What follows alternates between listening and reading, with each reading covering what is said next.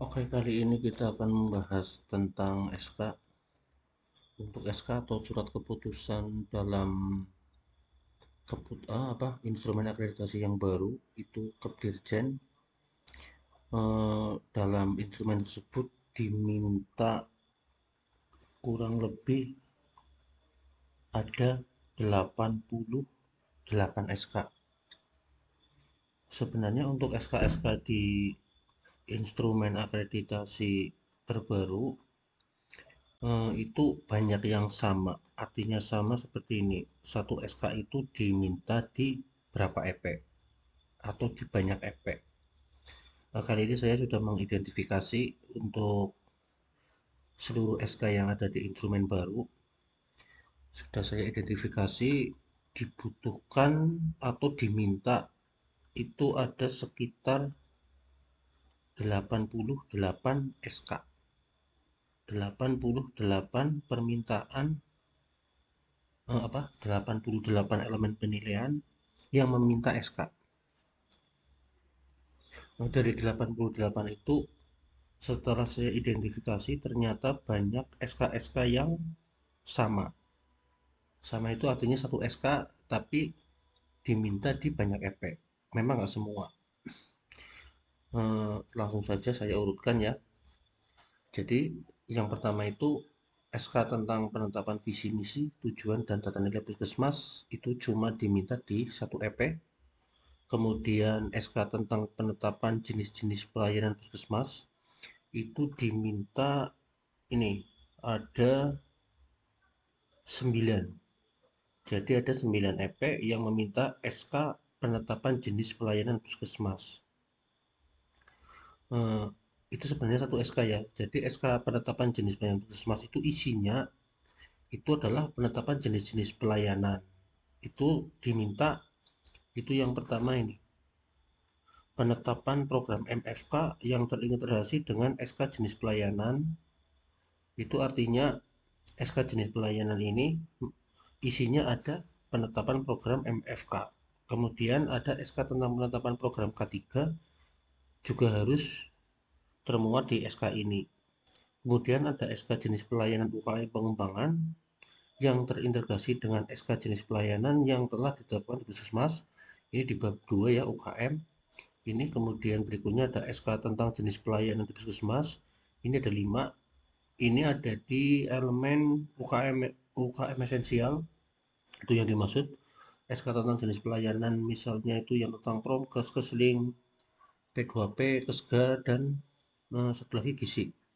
Itu diminta di sini.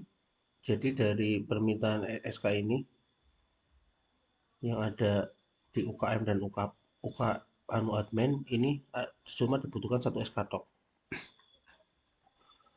Terus kemudian yang berikutnya SK tentang penetapan hak dan kewajiban ini juga satu. Kemudian ada SK tentang media komunikasi dan koordinasi. Ini diminta di banyak ini. Ini diminta kurang lebih 7. Ada 7 elemen penilaian yang meminta SK tentang media komunikasi. Ini diminta nih di UKM, ini di apa? Ada SK-nya ya yang meminta itu sama dengan SK bab 1. Kemudian nih di PPN, kalau kuning ini PPN ya. Kalau hijau itu UKM, kalau merah itu admin KMP, kalau biru itu nanti ke UKP. Seperti ini ya. SK Media Komunikasi dan Koordinasi diminta di bab 2 dan ini SK Media Komunikasi juga diminta di bab 4. Ini meliputi 5 program PPN. Ini seperti ini, satu SK. Kemudian ini SK pengelolaan umpan balik juga cuma satu. Nah, ini terus yang berikutnya SK penetapan penanggung jawab program dan koordinator pelayanan. Itu diminta 1, 2, 3, 4, 5 SK. Ini jadi SKPJ program itu memuat seluruhnya. Itu diantaranya ini harus masuk nih. SKPJMFK, SK tentang koordinator K3, SK tim audit internal, dan SK tim peningkatan mutu. Itu juga harus jadi satu dengan ini. Kemudian berikutnya SK penetapan kode etik ini juga satu tok. Kemudian SK pendelegasian wewenang dan pelimpahan wewenang ini juga jadi satu. Ada dua ya, pendelegasian itu di UKP 1, di admin 1. Kemudian SK indikator kinerja pembinaan jejaring cuma satu. Ya ini, kemudian ini yang 10, SK tentang pengumpulan, penyimpanan, dan analisa data serta pelaporan distribusi informasi. Ini SK ini diminta di 1, 2, 3, 4, 7 SK. Di antaranya ini di bab 1, di bab 2 di UKM, kemudian SK tentang pencatatan dan pelaporan itu di ini di PPN itu ada di 5 program PPN ya. Kemudian ini kalau ini satu-satu nih, penetapan urian tugas, indikator, indikator kepuasan, ini sampai pengelolaan keuangan. Kemudian yang berikutnya nih, yang ini banyak nih. SK indikator kinerja puskesmas sesuai dengan jenis pelayanan. Jadi untuk SK indikator ini diminta di 15 EP.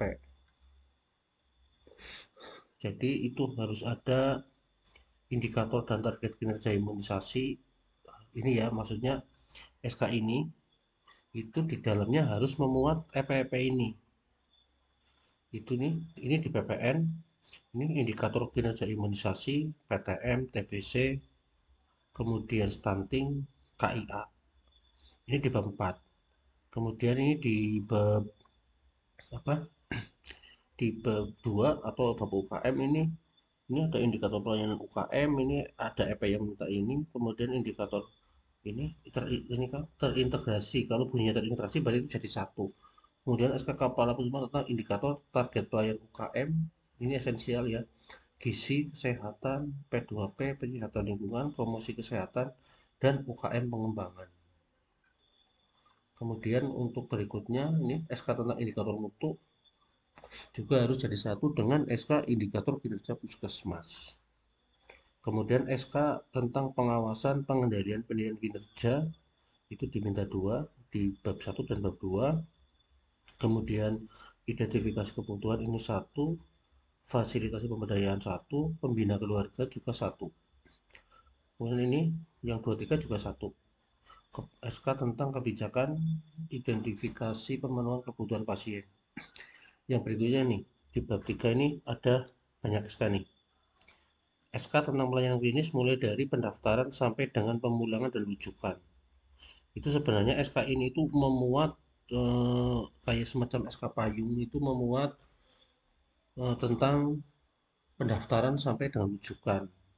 Nah, terus di EP-EP bawahnya itu kan banyak yang diminta tuh. SK tentang pelayanan, SK tentang pelayanan klinis, itu sebenarnya yang ini nih, termasuk di sini.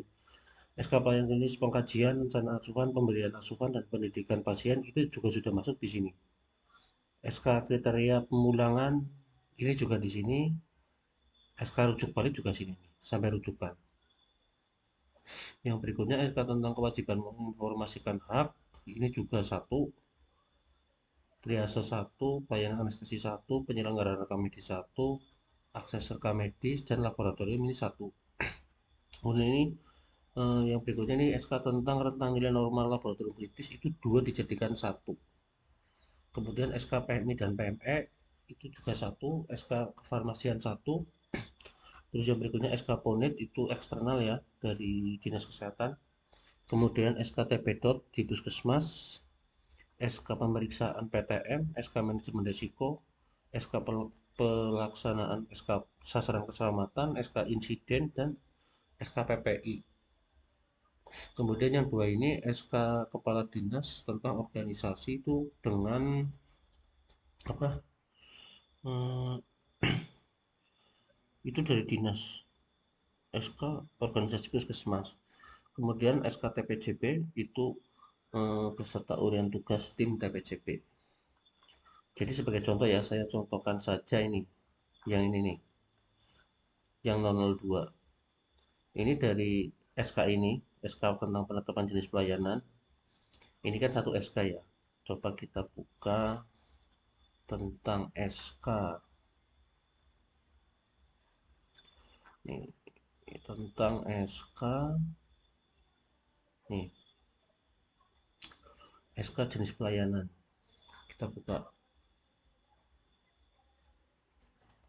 Jadi SK jenis-jenis pelayanan yang disediakan sebagai contoh di Puskesmas Rawalo ya, ini menimbang dan seterusnya, mengingat dan seterusnya, memutuskan jenis pelayanan yang disediakan di Puskesmas, jenis pelayanan disediakan sebagaimana terlampir. Nah, lampirannya ini.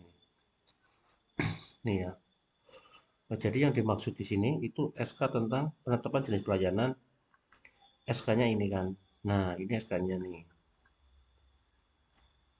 Nah, kemudian untuk yang dimaksud tadi terintegrasi itu sebagai contoh nih, SK penetapan program MFK yang terintegrasi dengan SK jenis pelayanan di kriteria 1. Nih, SK pelayanan manajemen fasilitas dan keamanan ini ada di sini. Ini berarti sudah EP berikutnya. Kemudian nih SK tentang penetapan program K3. Nah, ini juga nih K3 sudah. Terus tadi ini SK tentang pelayanan UKM pengembangan itu ada di sini. Nih, di sini ini UKM pengembangan, kemudian SK tentang pelayanan UKM di Puskesmas itu tentang yang esensial nih ada 5, 1, 2, 3, 4, 5. Nah, seperti ini.